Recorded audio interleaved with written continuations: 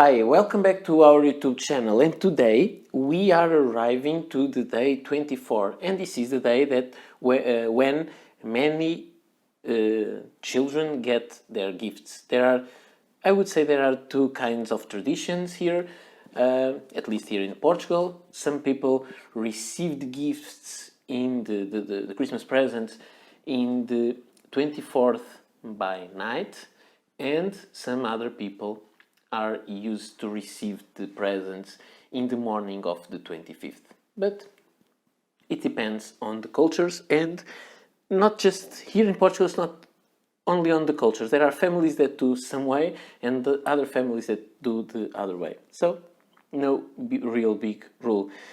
I think the most important is to receive presents whenever someone feels that you deserve them, and it's nice to receive even if it is the 1st of August. Now, let's see what is inside door 24.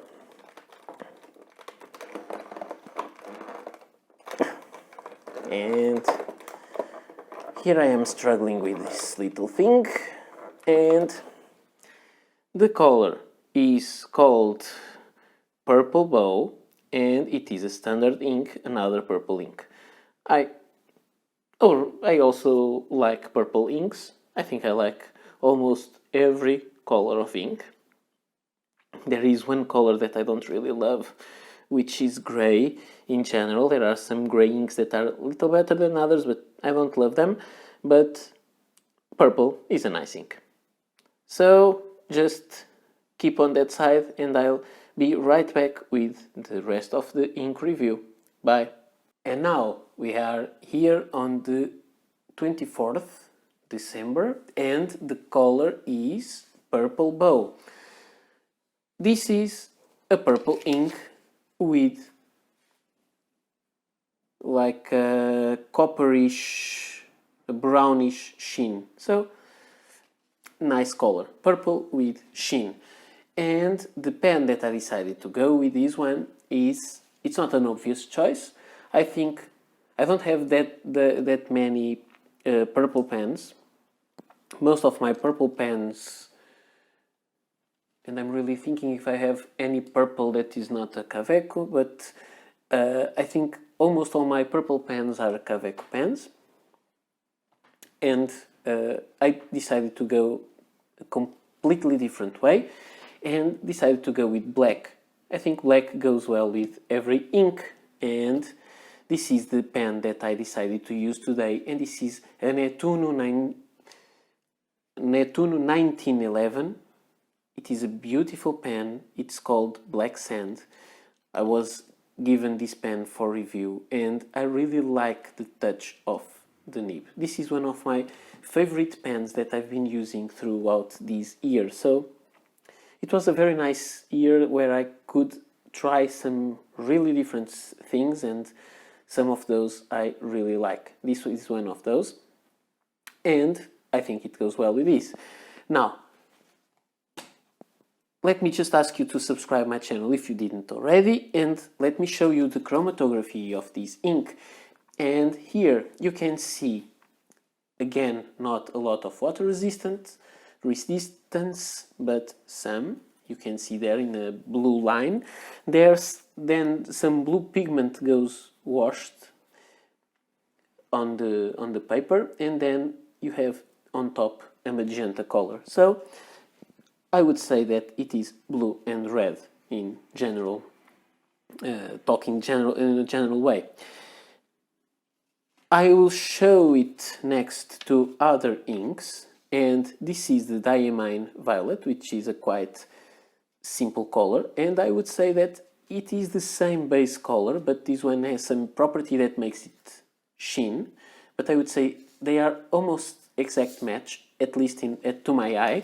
And I have here the Leonardo Ficina Italiana purple, and it has a green sheen, which is fantastic. And this one has more, it looks like copper color. It's beautiful, and it is darker than this one. So I would say it is almost this purple, at least in the lighter strokes, and with a sheen that this one doesn't have, and this is Diamine Violet. And let's check it together with the previous purple color in this Inkvent Calendar, which was the Winter Miracle. This is a different one. This is much darker, more saturated, but this one has sheen and shimmer. This one has everything you may want to have. Another thing that, just for curiosity, I will show you is that the chromatography of this purple bow compared with chromatography of this Winter Miracle, and I think this is one of the most interesting inks of the Inkvent Calendar. You can see how similar colored inks may be so different in their composition. How to interpret these, how to say the biggest difference about them, I don't really know. I would say that this has more of like a true purple, or at least the colors didn't separate so well, than this one. This is more a mix of blue and red, but I don't really know if there is a purple dye that can be pure. I don't know, but just for out of curiosity. Now, the behavior of these inks on the paper. We have the Moleskine paper, Oxford Optic paper and Navigator copy paper, and it is quite obvious that this looks like an extra fine line, but it is not. It's the camera that, looking through the camera, it looks like an extra fine, but this is a true fine, and this looks like medium or almost broad. So this ink spreads a bit more on the fibers of the paper, and you can see those little stained fibers on this paper. Now I don't see many, but like here on this C there goes one, here there another, and two above this O. So there are some, and they're more ghosting in this ink, and there are spots where it bled through. So this is not so well behaved on paper, not even here, but no big problem, but it tends to be much broader on paper. So it's not a good ink to use on cheaper paper. If you use it in really good paper, no problem at all, and it writes beautifully with the real color, and it's very beautiful. However, Oxford is the kind of paper that makes the sheen appear, and I cannot see the sheen with these, at least with this pen, with this ink in this paper. That's what I usually say. I think sheen is a little bit overrated, because unless you do very crazy things with very special nibs in this particular paper, I think you won't get all that you could get out of the sheen of an ink. But that's what it is.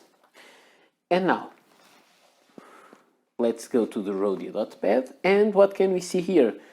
A very long drying time, and my theory is that this explains either the bleed through, that is not much in this ink, and the spreading of the ink through the fibers of the paper and giving a broader line, and this happens in this ink. Then we have the water resistance, and we can see that again this is not a water resistant ink, but that little line that you see here that was water resistant is still visible there, so you can really see what was written beneath, but not very clearly. So I would say it has some water resistance, but not much. And yeah, although you can see what was there before, I'm not really sure it is fully readable. Now let's write the famous phrase, the quick brown fox jumps over the lazy dog. This nib is wonderful. So this is what I had to show you. Let me show you the ink while drying. It's not yet dry because it's very wet and takes a long time to dry, but it is a beautiful ink. even if you can't see the sheen it has and that you can see on the swatch, but it is a nice ink. So if you like purple inks, maybe this is an option for you.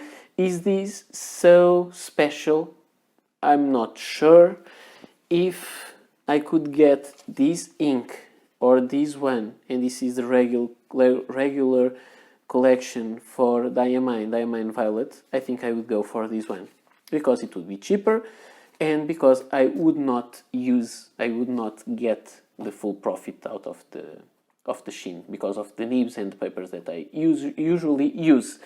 So what are your opinions about this? Do you think this should go on the regular line, or do you think this is like a unique or not at all a unique kind of ink? This is all for today. So tomorrow it's Christmas, the last day we'll open the big window for the bigger ink bottle. See you tomorrow. Bye.